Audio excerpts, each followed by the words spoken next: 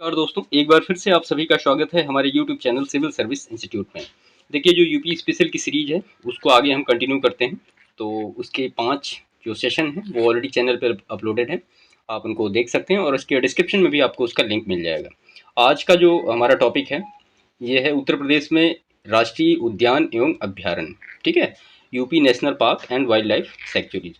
तो इसके बारे में डिटेल करेंगे हम। इससे रिलेटेड जो लास्ट ईयर एमसीक्यूज पूछे गए हैं प्रीलिम्स एग्जामिनेशन में वो सारे यहाँ पे लिए गए हैं। वो सारे अब आर ओ जो मतलब प्रश्न हैं वो चाहे यूपी पीसीएस की प्रारंभिक परीक्षा में आए हों या आर ओ में आए हों या फिर यूपी ट्रिपल एस सी में पूछे गए हों, तो वो सारे प्रश्न हमने यहाँ पे लिए हैं। तो इसको शुरू करते हैं। तो इससे पहले कुछ हम इसके जो रिलेवेंट फैक्ट हैं जो कि एग्जामिनेशन में आ सकते हैं उनके बारे में हम यहाँ पे डिस्कशन करेंगे और उसके बाद फिर हम अपने एमसीक्यू को 1 बाय 1 सॉल्व आउट करेंगे। ठीक है, तो इस वीडियो को शुरू करते हैं। चैनल को सब्सक्राइब कर लीजिएगा। देखिए इसमें जो पहला फैक्ट है वो देश में सर्वप्रथम वन्य जीव परिरक्षण संगठन, जिसको इंग्लिश में हम कहेंगे तो वाइल्ड लाइफ प्रिजर्वेशन ऑर्गेनाइजेशन, कहाँ खोला गया? वो यूपी में खोला गया है। ठीक है, तो अगर ये बात आती है कि सबसे पहला जो वन्य जीव परिरक्षण संगठन वो कहाँ खोला गया ऑल ओवर इंडिया में, तो वो सबसे पहले उत्तर प्रदेश में खोला गया। यह संगठन क्या करता है? प्रदेश में जैव विविधता संरक्षण तथा प्रदेश के वन्य जीवों एवं उनके प्राकृतिक आवास स्थलों के संरक्षण और विस्तार का कार्य करता है। तो वाइल्ड लाइफ प्रिजर्वेशन जो ऑर्गेनाइजेशन है इसकी वर्किंग आपने देखी और ये सबसे पहले खोला गया उत्तर प्रदेश में। ठीक है, इसके बाद जो नेक्स्ट हमारा फैक्ट है वो प्रदेश के संपूर्ण वन क्षेत्र का लगभग 1/3 भाग वाइल्ड लाइफ प्रिजर्वेशन ऑर्गेनाइजेशन के नियंत्रण में है। ठीक है, यानी संपूर्ण वन क्षेत्र का 1/3 भाग किसके अंडर में है? तो वो WPO के अंडर में है। WPO का मतलब क्या होता है? वन्य जीव परिरक्षण संगठन। ठीक है, इसके बाद देखिए सन 1935 में देश में पहली बार वन्य जीव के संरक्षण के संबंध में तत्कालीन उत्तर प्रदेश यानी वर्तमान जो उत्तराखंड है देहरादून में एक जीव विहार की स्थापना की गई। उसको कहते हैं मोतीचूर वाइल्ड लाइफ सेंचुरी की स्थापना की गई और वर्तमान में इसी का नाम क्या है? Rajaji national park. Rajaji national park इसका नाम है। तो उसका पहला नाम क्या था? मोतीचूर वन्यजीव विहार। ठीक है, अगर हम करंट की बात करें उत्तर प्रदेश में कितने वाइल्ड लाइफ कंजर्वेशन सेंटर हैं, तो यूपी में जो वाइल्ड लाइफ कंजर्वेशन सेंटर हैं वो हैं 24। ये नंबर्स याद रखिएगा। ठीक है, और एक और इम्पॉर्टेंट फैक्ट है यहाँ पे कि 1936 में उत्तराखंड में स्थापित हेली राष्ट्रीय उद्यान, जिसका अब नया नाम क्या है? जिम कॉर्बेट राष्ट्रीय उद्यान, देश का पहला राष्ट्रीय उद्यान था। ठीक है, तो जिम कॉर्बेट राष्ट्रीय उद्यान क्या है? देश का पहला राष्ट्रीय उद्यान है जिसका पुराना नाम था हेली राष्ट्रीय उद्यान और ये इसकी स्थापना कब की गई? तो वो की गई 1936 में। तो ये सारे फैक्ट थे। इसके बाद हम आते हैं अपने नेक्स्ट फैक्ट पे जिसको कि कहते हैं नेशनल पार्क। ठीक है, तो नेशनल पार्क देखिए नेशनल पार्क को वन्य जीव के संरक्षण के लिए बनाया जाता है। ठीक है, वन्य जीव के संरक्षण के लिए बनाया जाता है और इसको चलाने के कुछ नियम होते हैं। इसमें एनिमल्स को रखा जाता है। यह पूर्णतः सरकार के द्वारा चलाया जाता है और इसमें किसी भी व्यक्ति की भागीदारी नहीं होती है। किसमें? नेशनल पार्क में। ठीक है, नेशनल पार्क के 3 पार्ट होते हैं। ठीक है, तो सबसे जो सेंटर में होता है उसको हम कहते हैं कोर जोन, दूसरा होता है बफर जोन, ये बफर जोन हो गया, और तीसरा जो पार्ट होता है वो होता है ट्रांजिशन जोन। तो केवल ट्रांजिशन जोन में ही पर्यटक होते हैं, उनको जाने की अनुमति होती है। बफर जोन और कोर जोन में पर्यटक की जो अनुमति होती है वो नहीं होती, वो पर्यटक यहाँ नहीं आ सकते हैं, केवल ट्रांजिशन जोन में ही जा सकते हैं। ठीक है, तो ये आप याद रखिएगा। मानव की मतलब पूर्णतः गतिविधि यहाँ पे प्रतिबंधित होती है, सिर्फ ट्रांजिशन जोन तक ही सीमित होती है। एक बार एग्जामिनेशन में पूछा गया है तो यहाँ पे ये डिस्कस किया गया। अब जो उत्तर प्रदेश का एकमात्र राष्ट्रीय उद्यान है उसको कहते हैं दुधवा राष्ट्रीय उद्यान। दुधवा राष्ट्रीय उद्यान एग्जामिनेशन में अक्सर पूछा जाता है। ये इसकी स्थापना कब की गई? 1968 में दुधवा पशु विहार के नाम से इसकी स्थापना की गई थी और 1977 में इसे राष्ट्रीय उद्यान बनाया गया। ठीक है, अगर इसके क्षेत्रफल की बात करें तो ये 490 वर्ग किलोमीटर में है और ये जो आता है 2 डिस्ट्रिक्ट के बीच में, एक तो आता है लखीमपुर खीरी के बीच में और दूसरा कुछ पीलीभीत का एरिया आता है। तो ये 2 डिस्ट्रिक्ट में पूरा कवरअप करता है। यहाँ पे प्रोजेक्ट टाइगर जो शुरू किया गया वो किया गया 19 वो सॉरी, हाँ, जो प्रोजेक्ट टाइगर यहाँ पे शुरू किया गया वो किया गया 1987-88 में। और वैसे प्रोजेक्ट टाइगर कब शुरू किया गया, तो वो 73 में शुरू किया गया, 1973 में। तो ये हो गया इसके डिटेल के बारे में। प्रोजेक्ट टाइगर के बारे में आप थोड़ा सा सही से देख लीजिए, क्योंकि ये एग्जामिनेशन में पूछा जाता है, मैच करने के लिए आता है, वैसे भी पूछा जाता है। 1973 में शुरू किया गया था। कहाँ से शुरू किया गया था? ये उत्तराखंड के जिम कॉर्बेट नेशनल पार्क से शुरू किया गया था। और यूपी में प्रोजेक्ट टाइगर कब लागू किया गया, तो हमने अभी डिस्कस किया, 87-88 में लागू किया गया था प्रोजेक्ट टाइगर यूपी में। ठीक है, इसके बाद जो है फिर आता है वन्य जीव अभ्यारण्य, जिसको कहते हैं हम वाइल्ड लाइफ सेंचुरी, वन्य जीव अभ्यारण्य। इसके बनाने का मुख्य उद्देश्य क्या होता है? जीव जंतु, पक्षी या फिर वन संपदा को संरक्षित करना। ठीक है, सरकार और अन्य किसी संस्था द्वारा संरक्षित वन, पशु विहार या पक्षी विहार होता है, उसको हम वन्य जीव अभ्यारण्य कहते हैं। वन्य जीव अभ्यारण्य किसी विशेष जानवर के संरक्षण के लिए बनाया जा सकता है। इसमें मानव गतिविधि की अनुमति होती है। तो नेशनल पार्क में नहीं होती है, लेकिन वन्य जीव अभ्यारण्य में मानव गतिविधि की अनुमति होती है। इसके बाद नेक्स्ट है जो उसको कहते हैं हम पक्षी विहार। पक्षी विहार, ठीक है, ऐसा प्राकृतिक स्थल जो पक्षियों के रहने के अनुकूल हो या फ्रेंडली हो, तो उसे संरक्षित किया गया हो, तो उसे हम कहते हैं पक्षी विहार। अब यहाँ पे हम आते हैं कि उत्तर प्रदेश में कुछ पर्टिकुलर वन्य जीव अभ्यारण्य क्या क्या हैं, जो कि आपको जानने चाहिए। और एग्जामिनेशन में सीधे सीधे प्रश्न आ भी जाते हैं कि ये वन्य जीव विहार किस जिले में पड़ता है, इसका एरिया कितना है, कब इसकी स्थापना हुई, तो ये सारे तो हम वन बाय वन सारे डिस्कस कर लेते हैं यहाँ पे। तो सबसे पहला जो वन्य जीव अभ्यारण्य है वो है चंद्रप्रभा वन्य जीव विहार। ये चंदौली जिले में पड़ता है और 1957 में इसकी स्थापना की गई और उत्तर प्रदेश का ये प्रथम वन्यजीव विहार है, ये आप याद रखिएगा। कौन सा? चंद्रप्रभा वन्यजीव विहार, चंदौली जिले में है। दूसरे की अगर हम बात करें तो वो किशनपुर वन्यजीव विहार है, ये लखीमपुर खीरी में है, इसकी स्थापना की गई 1972 में। तीसरा करतनिया घाट वन्यजीव विहार जो कि बहराइच में है, 75 में इसकी स्थापना की गई। चौथा जो है महावीर स्वामी वन्यजीव विहार जो कि ललितपुर में है, 1977 में इसकी स्थापना की गई। और उसके बाद फिर पांचवा है चंबल वन्यजीव विहार, आगरा इटावा 2 जिलों में पड़ता है, 1979 में इसकी स्थापना की गई। उसके बाद फिर आता है कैमूर वन्यजीव विहार, मिर्जापुर सोनभद्र जिले में, 1982 में इसकी स्थापना की गई। हस्तिनापुर वन्यजीव विहार मेरठ और मुजफ्फरपुर नगर जिले में पड़ता है, ये इम्पोर्टेंट है, 1986 में इसकी स्थापना की गई और ये सबसे बड़ा क्षेत्रफल में है। ठीक है, उसके बाद फिर सोहगी बरवा वन्यजीव विहार, ये महाराजगंज में है, 87 में इसकी स्थापना की गई। और फिर सुहेलवा या सुहेल देव कहाँ पे है? ये श्रावस्ती और बलरामपुर 2 जिलों में पड़ता है, 1988 में इसकी स्थापना की गई। और फिर इसके बाद कछुआ वन्यजीव विहार, ये वाराणसी में है, 1989 में इसकी स्थापना की गई। और फिर है इसके बाद पीलीभीत टाइगर रिजर्व या अभ्यारण्य, तो ये पीलीभीत बहराइच लखीमपुर का कुछ क्षेत्र पड़ता है, 2014 में इसकी स्थापना की गई। ये सब देखिए आप नोट कर लीजिएगा, एग्जामिनेशन में कोई भी आ सकता है, कोई वो नहीं है इसमें। ठीक है, तो ये कुछ पर्टिकुलर वन्यजीव विहार थे जो कि उत्तर प्रदेश की परीक्षा के लिए महत्वपूर्ण है। इसके बाद हम कुछ महत्वपूर्ण पक्षी विहार के बारे में देख लेते हैं। ये भी मैच करने के लिए आता है कि पक्षी विहार के नाम दिए होते हैं और आपसे पूछा जाता है ये किस डिस्ट्रिक्ट में है, आपको मैच करना है या सीधा सीधा प्रश्न ही पूछ लिया जाता है। ठीक है, तो सबसे पहला इसमें जो पक्षी विहार की बात की जाए वो है चंद्रशेखर आज़ाद या नवाबगंज पक्षी विहार, जो कि उत्तर प्रदेश का प्रथम पक्षी विहार है। कम से कम प्रथम और जो मतलब लेटेस्ट है उसको याद रखिएगा, बाकी याद तो आपको सभी करने हैं, एग्जामिनेशन में कहीं से भी आ सकता है मैच करने के लिए। तो चंद्रशेखर आज़ाद या नवाबगंज पक्षी विहार कहाँ पड़ता है? ये उन्नाव जिले में पड़ता है, 1984 में इसकी स्थापना हुई थी। ठीक है, दूसरा समसपुर पक्षी विहार, ये रायबरेली में है, 1987 में इसकी स्थापना की गई। लाख बहोशी या बहोमी कहीं कहीं लिखा होता है पक्षी विहार, ये कन्नौज में है, सबसे बड़ा पक्षी विहार है क्षेत्रफल में ये। ठीक है, कौन सा है? लाख बहोशी पक्षी विहार, कन्नौज जिले में। चौथा सांडी पक्षी विहार हरदोई में, 1990 में इसकी स्थापना की गई। पांचवा बखीरा पक्षी विहार, ये संत कबीर नगर जिले में है, 1990 में इसकी स्थापना की गई। और छठा जो है वो ओखला पक्षी विहार, ओखला गौतम बुद्ध नगर में, जाहिर सी बात है, 1990 में इसकी स्थापना की गई। और सातवां जो है समन पक्षी विहार मैनपुरी में इसकी मैनपुरी जिले में है और 1990 में इसकी स्थापना की गई।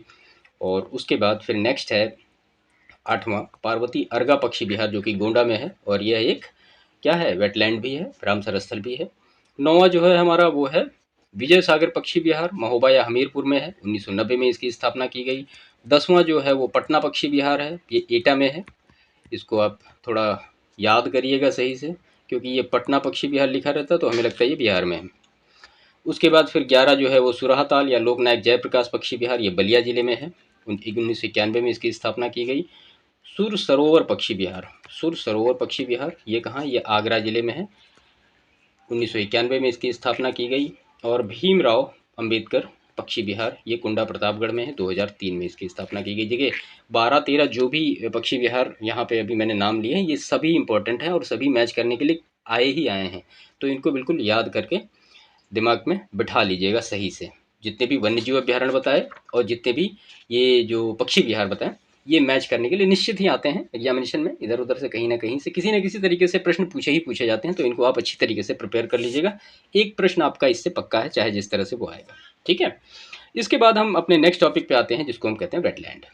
ठीक है, वेटलैंड ये आपकी जियोग्राफी के लिए भी इम्पोर्टेंट है और यहाँ भी इम्पोर्टेंट है। यहाँ हम सिर्फ उत्तर प्रदेश के रिस्पेक्ट में ही पढ़ेंगे कि वेटलैंड क्या होता है। तो वेटलैंड सिंपल जो होता है वो एक नम भूमि का क्षेत्र होता है, और जहाँ पे प्रचुर मात्रा में ह्यूमिडिटी देखी जाती है, यानी नमी देखी जाती है, वो वेटलैंड होता है। जैव विविधता की दृष्टि से ये बहुत ही संवेदनशील होता है, इसलिए वनस्पतियों और जो वनस्पतियों को उगने और फलने फूलने की अनुकूलता यहाँ पे मिलती है। 2 फरवरी को विश्व वेटलैंड दिवस मनाया जाता है। क्यों मनाया जाता है? क्योंकि 2 फरवरी 1971 को ईरान के शहर रामसर में इसका एक समझौता हुआ था आर्द्र भूमि का, तो इसीलिए इसको विश्व आर्द्र भूमि दिवस मनाया जाता है। प्रत्येक वर्ष 2 फरवरी को आर्द्र भूमि दिवस मनाया जाता है। अगर देखा जाए कि विश्व में आर्द्र भूमि स्थल कितने हैं, तो वो लगभग 2400 से ज़्यादा ही हैं, 2465 के आसपास। और भारत में अगर देखा जाए कि आर्द्र भूमि कितने हैं, तो वो 49 हैं। ठीक है, और उत्तर प्रदेश की अगर बात की जाए कि कितने वेटलैंड हैं, तो वो 10 हैं। और भारत का प्रथम आर्द्र भूमि स्थल अगर देखा जाए कौन सा है, तो वो है चिल्का झील, जो कि कहाँ पे है, उड़ीसा में है। 1981 में इसकी स्थापना हुई थी। और केवला देव राष्ट्रीय उद्यान कहाँ पे है, राजस्थान में, इसकी भी स्थापना 1981 में की गई थी। 47वां जो वेटलैंड है वो उत्तर प्रदेश के कहाँ पर है, हैदरपुर में है। 48वां जो वेटलैंड है वो भी यूपी में है, वो गुजरात के खजड़िया में, जामनगर में है। और 49वां जो वेटलैंड है वो बखिरा उत्तर प्रदेश में है। तो 47वां उत्तर प्रदेश में हैदरपुर में, और 49वां जो वेटलैंड है वो बखिरा उत्तर प्रदेश में, बाकी 48 जो है वो गुजरात में है। अब हम यहाँ पे उत्तर प्रदेश के जो 10 वेटलैंड हैं उनका नाम देख लेते हैं, इंपॉर्टेंट है एग्जामिनेशन के हिसाब से। देखिए जो सबसे पहला वेटलैंड यूपी का है वो ऊपरी गंगा, जो कि ब्रज घाट से लेकर नरौरा तक है। 2005 में इसको वेटलैंड बनाया गया था। उत्तर प्रदेश का पहला आर्द्रभूमि स्थल है ये। कौन सा? ऊपरी गंगा, जो कि ब्रज घाट से लेकर नरौरा तक। दूसरे की अगर बात की जाए तो वो नवाबगंज पक्षी विहार कहाँ पे है, उन्नाव में है। ये सेकेंड वेटलैंड है जिसको 2019 में आर्द्रभूमि बनाया गया है। तीसरा अगर हम बात की जाए तो ये भी एक पक्षी विहार है, सांडी पक्षी विहार हरदोई में। ये तीसरा वेटलैंड है उत्तर प्रदेश का, 2019 में इसको भी घोषित किया गया। चौथे की अगर बात की जाए तो ये भी यूपी में समसपुर पक्षी विहार, जो कि रायबरेली में है, 2019 में ही इसको वेटलैंड घोषित किया गया। अगर पांचवें वेटलैंड की बात की जाए तो ये है समन पक्षी विहार मैनपुरी में, 2019 में इसको वेटलैंड घोषित किया गया। छठा जो है वो गोंडा में है, पार्वती अर्गा पक्षी विहार, 2019 में इसको वेटलैंड घोषित किया गया। सातवां जो है वो सरसई नावर झील कहाँ पे है, ये इटावा में है, इसको 2019 में ही वेटलैंड घोषित किया गया। आठवां जो है वो सुर सरोवर, अभी डिस्कस किया। हाँ, सुर सरोवर का एक नाम कीथम भी है, कीथम वन्यजीव विहार, ये आगरा में है। ये भी इसको 2020 में वेटलैंड घोषित किया गया। और जो हैदरपुर पक्षी विहार है बिजनौर में, इसको 2021 में वेटलैंड घोषित किया गया। और जो लास्ट है हमारा 10वां बखिरा पक्षी विहार, जो कि अभी आपने देखा, वो संत कबीर नगर में है, इसको 2022 में वेटलैंड घोषित किया गया। तो ये वेटलैंड से कुछ रिलेटेड फैक्ट्स थे जो कि, और जो उत्तर प्रदेश में मेनली वेटलैंड हैं जो आज तक मतलब लेटेस्ट जो अभी तक घोषित किए गए, वो सारे हमने यहाँ पे डिस्कस किए, इनको सबको याद रखिएगा आप। अब यहाँ पे हम देखते हैं कुछ वाइल्ड लाइफ कंजर्वेशन से रिलेटेड प्रोग्राम्स हैं, जैसे कि प्रोजेक्ट एलिफेंट है। प्रोजेक्ट एलिफेंट आपको सिर्फ ये जानना है कि किससे रिलेटेड है और कब शुरू किया गया। तो ये एलिफेंट से रिलेटेड है सिंपली, 1992 में केंद्र सरकार द्वारा इसको शुरू किया गया। उसके बाद फिर टाइगर प्रोटेक्शन फोर्स, ये दुधवा टाइगर रिजर्व के लिए शुरू किया गया, एक फोर्स का गठन किया गया था। इसके बाद फिर एक आता है एलिगेटर ब्रीडिंग सेंटर, यानी घड़ियाल प्रजनन केंद्र। ठीक है, तो प्रदेश में घड़ियाल में लुप्त प्राय प्रजातियों के संरक्षण के लिए योजना चलाई गई है। इसके तहत कहाँ पे, लखनऊ जनपद में कुकरैल वन तथा बहराइच जनपद के करतनिया घाट में घड़ियाल के अंडों को संग्रहित कर आर्टिफिशियल मेथड के द्वारा बच्चों को तैयार कर नदी में छोड़ा जा रहा है। और कुछ फैक्ट हैं, प्रदेश में सारस, गिद्ध और कौवे जैसे पक्षी की कुछ प्रजातियां विलुप्ति के कगार पर पहुंच गई हैं। और गिद्ध और कौवों की असामयिक मृत्यु का मुख्य कारण क्या है, डिक्लोफेनेक एक रसायन है जो कि मृत प्राणी में होता है और ये पक्षी उसको खाते हैं, तो इसलिए उनकी भी मृत्यु हो जाती है। डिक्लोफेनेक नाम याद रखिएगा, ये एग्जामिनेशन में पूछा गया है और आगे भी पूछा जा सकता है। ठीक है, प्रदेश में ग्रेटर नोएडा में भारत का पहला रात्रि वन्यजीव पार्क, जिसको नाइट सफारी पार्क कहते हैं, उसका निर्माण किया जा रहा है। और प्रदेश में लायन सफारी पार्क की स्थापना कहाँ की गई, वो इटावा के फिशरवन क्षेत्र में की गई है। प्रदेश के 2 जूलॉजिकल पार्क हैं, कौन कौन से, नाम आप देख लीजिए। एक तो कानपुर में है, कानपुर जैविक उद्यान, और दूसरा जो है वो लखनऊ में है, नवाब वाजिद अली शाह जैविक उद्यान। तो ये दोनों जूलॉजिकल पार्क हैं, इनके नाम आप याद रखिएगा। तो ये सारी चीज़ें इससे रिलेटेड कुछ इंपॉर्टेंट फैक्ट्स थे जो कि नेशनल पार्क और वाइल्ड लाइफ सेंचुरी से रिलेटेड थे यहाँ पे, जो कि हमने यहाँ पे डिस्कस किया। अभी हम इसके एमसीक्यू को देखते हैं। तो एक बार हम समरी कर लेते हैं अपनी कि हमने क्या क्या आज यहाँ पे देखा है। तो देखिए, इसमें सबसे पहले तो यूपी में जो पहला नेशनल पार्क खोला गया या कौन सा सबसे पहले पार्क था, कौन सा ऑर्गेनाइजेशन इसके लिए रिस्पॉन्सिबल है, ये सारी चीज़ें देखी। दूसरा हमने देखा नेशनल पार्क के बारे में सारी डिटेल देखी, और जो नेशनल पार्क एक यूपी में है उसके बारे में हमने देखा। दूसरा इसके बाद देखा हमने कि वाइल्ड लाइफ सेंचुरी के बारे में, कि वन्यजीव अभ्यारण्य क्या होता है, और इम्पोर्टेंट जो वन्यजीव अभ्यारण्य हैं उत्तर प्रदेश में उनके बारे में हमने सारी डिटेल देखी। उसके बाद तीसरी चीज़ जो हमने देखी यहाँ पे पक्षी विहार के बारे में देखी, कि पक्षी विहार क्या होता है और कितने पक्षी विहार उत्तर प्रदेश में इस्टेब्लिश हैं। उसके बाद फिर हमने वेटलैंड के बारे में देखा, और नंबर ऑफ़ वेटलैंड जो कि उत्तर प्रदेश में हैं और उनको कब उनकी स्थापना, वो सारा हमने देखा। और कुछ पर्टिकुलर प्रोग्राम्स देखे वाइल्ड लाइफ कंजर्वेशन से रिलेटेड। तो ये सारी चीज़ें हमने यहाँ पे आज देखी। अब हम इसके एमसीक्यू को 1 बाय 1 टेकअप करते हैं। ठीक है, तो इसमें सबसे पहला जो एमसीक्यू दिया गया है, उत्तर प्रदेश में नवाबगंज पक्षी विहार स्थित है। तो नवाबगंज पक्षी विहार कहाँ पे स्थित है, आपने अभी ऊपर देखा भी एक्सप्लेनेशन में, तो ये उन्नाव में स्थित है। इसके बाद नेक्स्ट प्रश्न है, उत्तर प्रदेश के पक्षी विहारों से संबंधित कौन सा जिला सही है। तो यहाँ पे पक्षी विहार दिए गए हैं, उनसे रिलेटेड जिले दिए गए हैं। तो आपसे ये पूछा गया है कि इसमें से कौन सा सही है। ठीक है, तो यहाँ पे पार्वती अर्गा पक्षी विहार जो है ये कहाँ पे है, ये गोंडा में है। बाकी और जो पक्षी विहार यहाँ पे दिए गए हैं आपने ऊपर एक्सप्लेनेशन में देखा होगा कि कौन से सही हैं कौन से नहीं सही हैं। ठीक है, तो आप यहाँ पे इनको मिला भी सकते हैं, जैसे कि समसपुर पक्षी विहार। समसपुर पक्षी विहार कहाँ पे है, तो समसपुर पक्षी विहार गाजियाबाद में नहीं, ये रायबरेली में है। ओखला पक्षी विहार, ओखला पक्षी विहार उन्नाव में नहीं, ये गौतम बुद्ध नगर में है। और नवाबगंज पक्षी विहार ये बलिया में नहीं, ये उन्नाव जिले में है। ठीक है, तो इनको ऐसे ही याद रखिएगा आप। इसके बाद नेक्स्ट प्रश्न है, उत्तर प्रदेश का पहला टाइगर रिजर्व कहाँ बनाया गया। तो उत्तर प्रदेश का जो पहला टाइगर रिजर्व था वो बनाया गया दुधवा नेशनल पार्क को। कब बनाया गया, अभी आपने ऊपर पढ़ा 87 to 88 में। इसके बाद नेक्स्ट प्रश्न है, राष्ट्रीय चंबल वन्यजीव विहार योजना मूलतः किसके संरक्षण हेतु है। तो जो राष्ट्रीय चंबल वन्यजीव विहार योजना है वो मूलतः किसके संरक्षण से रिलेटेड है, तो वो घड़ियाल के संरक्षण से रिलेटेड है। ये घ है, ध नहीं है। ठीक है, इसके बाद नेक्स्ट प्रश्न है, बखिरा पक्षी विहार कहाँ स्थित है। तो बखिरा पक्षी विहार कहाँ पे स्थित है, आपने देखा एक्सप्लेनेशन में, संत कबीर नगर में स्थित है। देखिए मैंने क्यों कहा आपसे कि वो सारी चीज़ें याद होनी चाहिए, ये एमसीक्यू ये पूछे गए एग्जामिनेशन में, तो अगर ऐसे प्रश्न आ रहे हैं तो आपको याद करना तो नेसेसरी है ना। उसके बाद नेक्स्ट प्रश्न है, कछुआ वन्यजीव विहार कहाँ स्थित है। तो कछुआ वन्यजीव विहार जो स्थित है वो वाराणसी में स्थित है। नेक्स्ट प्रश्न है, भारत में प्रोजेक्ट टाइगर कब प्रारंभ किया गया। तो प्रोजेक्ट टाइगर कब प्रारंभ किया गया इंडिया में, वो किया गया 1973 में। और उत्तर प्रदेश में प्रोजेक्ट टाइगर कब शुरू किया गया, तो ऊपर हमने डिस्कस किया है। इसके बाद नेक्स्ट प्रश्न है, उत्तर प्रदेश का सबसे छोटा पक्षी विहार कौन सा है। तो उत्तर प्रदेश का जो सबसे छोटा पक्षी विहार है वो कौन सा है? पटना पक्षी विहार है। पटना पक्षी विहार है कहाँ पे?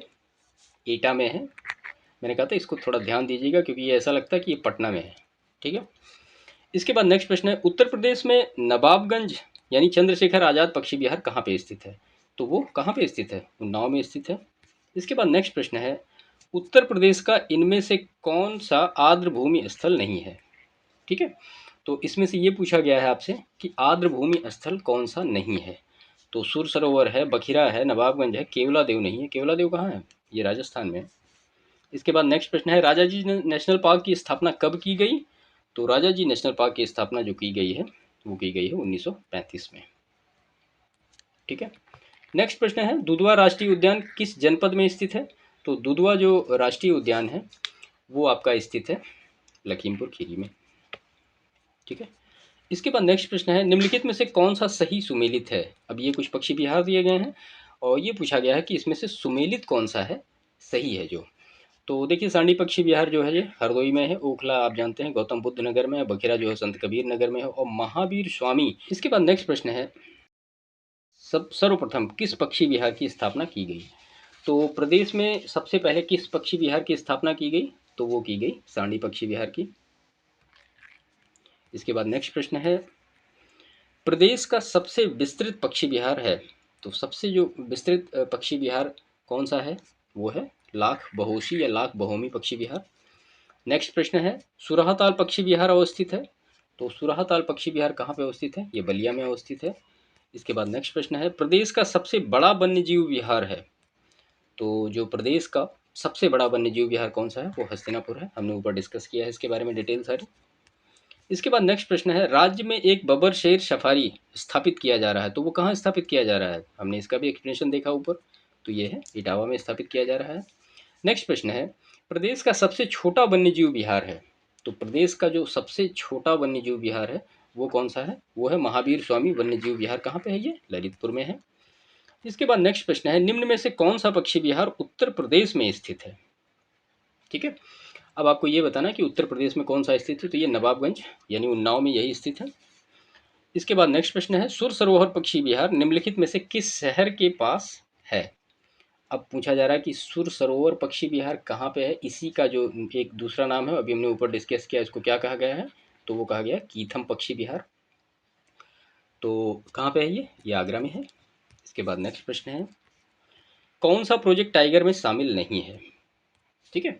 तो आपको ये बताना है कि इसमें से प्रोजेक्ट टाइगर में कौन सा शामिल नहीं है। तो सुहेलवा वन्यजीव विहार प्रोजेक्ट टाइगर में शामिल नहीं है, बाकी दुधवा है, किशनगंज है और पीलीभीत है। इसके बाद राष्ट्रीय चंबल अभ्यारण्य निम्नलिखित में से किस राज्य का हिस्सा नहीं है? तो पूछा गया है कि राष्ट्रीय चंबल अभ्यारण्य जो है वो किस राज्य का हिस्सा नहीं है? तो इसमें से हरियाणा का हिस्सा नहीं है, बाकी उत्तर प्रदेश, मध्य प्रदेश और राजस्थान तीनों का हिस्सा है वो। इसके बाद नेक्स्ट प्रश्न है, भारत का सबसे बड़ा राष्ट्रीय उद्यान कौन सा है? तो सबसे जो बड़ा राष्ट्रीय उद्यान है भारत का वो कौन सा है? तो वो है हेमिस राष्ट्रीय उद्यान। ठीक है। जिम कॉर्बेट सबसे पहला राष्ट्रीय उद्यान है। इसके बाद रामसर सम्मेलन संबंधित है, तो रामसर सम्मेलन किससे संबंधित है? आप समझ रहे होंगे, आदि भूमि के संरक्षण से संबंधित है। 2 फरवरी को आर्द्र भूमि दिवस मनाया जाता है। नेक्स्ट प्रश्न है, देश में सर्वप्रथम वन्यजीव परीक्षण संगठन की स्थापना कहाँ की गई? तो ये जो परीक्षण की स्थापना की गई वो की गई उत्तर प्रदेश में। इसके बाद नेक्स्ट प्रश्न है, उत्तर प्रदेश का एकमात्र राष्ट्रीय उद्यान कौन सा है? सिंपल सी बात है, दुधवा है, एक ही तो है। नेक्स्ट प्रश्न है, उत्तर प्रदेश सरकार द्वारा स्थापित प्रथम वन्य जीव विहार कौन सा है? हमने ऊपर डिस्कस किया है कि प्रथम वन्य जीव विहार उत्तर प्रदेश सरकार द्वारा स्थापित कौन सा है, तो वो चंद्रप्रभा है। इसके बाद नेक्स्ट प्रश्न है, प्रदेश का पहला टाइगर रिजर्व कहाँ बनाया गया? तो प्रदेश का जो पहला टाइगर रिजर्व है वो कहाँ बनाया गया? वो दुधवा में बनाया गया। कब बनाया गया? याद आ रहा नहीं आपको? नेक्स्ट प्रश्न है, राष्ट्रीय चंबल वन्य विहार योजना मूलतः किसके संरक्षण हेतु है? ठीक है। तो ये जो है ये घड़ियाल के संरक्षण के हेतु है। गिद्धों के असमय मृत्यु का कारण क्या है? ऊपर हमने डिस्कस किया, तो वो डिक्लोफिनेक सोडियम, ये एक मेडिसिन है। ठीक है। इसके बाद नेक्स्ट प्रश्न है, चंद्रप्रभा वन्यजीव अभ्यारण्य उत्तर प्रदेश के किस जिले में है? तो चंद्रप्रभा जो वन्यजीव अभ्यारण्य है वो चंदौली जिले में है। इसके बाद नेक्स्ट प्रश्न है, निम्नलिखित घटनाओं को उनके प्रारंभ के कालक्रमानुसार में व्यवस्थित कर और नीचे दिए गए कूट को सही उत्तर चुनना है आपको। तो इसमें 4 अधिनियम वैसे प्रोजेक्ट दिए गए हैं और आपसे ये पूछा गया है कि ये कब कब, मतलब पहले से लेके बाद ऐसे करना है कि उनकी स्थापना कब हुई, ये सारी चीज़ें ऐसे हुए हैं। ठीक है, तो यहाँ पे वन्य जीव अधिनियम, जैव विविधता अधिनियम, प्रोजेक्ट टाइगर, प्रोजेक्ट हाथी यानी प्रोजेक्ट एलिफेंट, तो ये तो हुआ 1992 में, ये हुआ 1973 में, ये हुआ 1980 में, ये कब हुआ 1972 में। ठीक है, तो इसके अकॉर्डिंग आप चीज़ों को सेटअप कर सकते हैं और आपको यहाँ पे जो आंसर मिलेगा वो मिलेगा बी, 1 3 4 2। ठीक है, ये प्रश्न कई बार पूछा गया है इस हिसाब से। ठीक है, कई बार प्रश्न पूछते समय ये बताया जाता है कि यहाँ पे जो आपके मतलब टाइमिंग दे दिया गया कि 1990 मतलब ऐसे करके कि आपको टाइम से ए बी सी डी ऐसे मैच करना है। यहाँ पे ये पूछ लिया गया कि जो क्रोनोलॉजी की सबसे पहले किसकी स्थापना हुई और सबसे बाद किसकी स्थापना हुई, ये इस तरह से करने के लिए तो प्रश्न इस तरह से घुमा फिरा के पूछे जा सकते हैं। इसके बाद जो नेक्स्ट प्रश्न है, राष्ट्रीय चंबल अभ्यारण्य निम्न में से किस राज्य का हिस्सा नहीं है, तो पहले प्रश्न आ चुका है, हरियाणा। इसके बाद नेक्स्ट प्रश्न है, निम्नलिखित में से कौन सा रामसर स्थल उत्तर प्रदेश में स्थित नहीं है। ठीक है, तो यहाँ पे आपको ये बताना है कि उत्तर प्रदेश में कौन सा रामसर स्थल नहीं है। तो सूर सरोवर है ही है, समसपुर है ही है, सरसई नावर है ही है ये। इसके बाद नेक्स्ट प्रश्न है, उत्तर प्रदेश के निम्नलिखित में से कौन सा वन्य जीव अभ्यारण्य 1975 में स्थापित किया गया। तो 1975 में कौन सा वन्य जीव अभ्यारण्य स्थापित किया गया, तो वो करतनिया घाट वन्य जीव अभ्यारण्य की स्थापना की गई। इसके बाद फिर इस सेशन का लास्ट प्रश्न है ये, दुधवा राष्ट्रीय उद्यान उत्तर प्रदेश के निम्नलिखित में से किस जनपद में अवस्थित है। तो ये प्रश्न पहले भी डिस्कस हो ही चुका है, ऑप्शन होगा बी। ठीक है, तो ये सारे 37 प्रश्न थे और इससे रिलेटेड कुछ फैक्ट थे जो कि हमने डिस्कस किए। और इसके बाद फिर यूपी डैम एंड इरिगेशन, सिंचाई और बांध से रिलेटेड नेक्स्ट हमारा जो सेशन होगा वो उससे रिलेटेड होगा। ठीक है, तो इस वीडियो को यहीं पे समाप्त करते हैं। आई होप ये सारी चीज़ें क्लियर हुई होंगी। इनका एक अच्छा सा नोट्स बना लीजिएगा और एक दो बार रिवीजन करेंगे आप, तो ये निश्चित ही आपको हेल्पफुल होगा। एग्जामिनेशन में आपको इससे कोई प्रश्न छूटेगा नहीं, या मैंने जितने भी सेशन अभी तक किए हैं आप उतना ही कर लीजिए, तो आप देखेंगे कि आपके जो प्रश्न सामने आएंगे यूपी स्पेशल से रिलेटेड, उनमें आपको फिर कोई दिक्कत नहीं होगी, आप उनको तुरंत उनका आंसर निकाल सकते हैं। ठीक है, तो फिर मिलते हैं आपसे नेक्स्ट सेशन में जो कि इरिगेशन और डैम का है, नेक्स्ट वीडियो में। तब तक के लिए आपका बहुत बहुत धन्यवाद।